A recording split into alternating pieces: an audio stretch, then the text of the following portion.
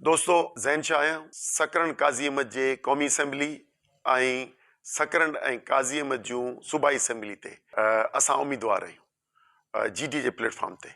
असीं तव्हांखे गुज़ारिश था करियूं त माज़ीअ जी हुकुमरानी जंहिं मुल्क जे जा ख़ज़ाना ख़ाली कया आहिनि, सिंध में जी बजट करप्शन में खाधी आहे ऐं सिंध खे विकिणियो आहे। ॿ हितां जे करप्ट ऑफिसरनि ऐं हितां जे ज़ालिम वॾेरनि ऐं चङनि मुड़ुसनि हुननि ज़ुल्म खौफ़ जी फ़ज़ा पैदा कई आहे। हिनखे केरु ख़तमु कंदो, इरादो मुंहिंजो आहे। कई नौजवान असां सां हर जिदोजहद में माज़ीअ में बि गॾु रहिया आहिनि।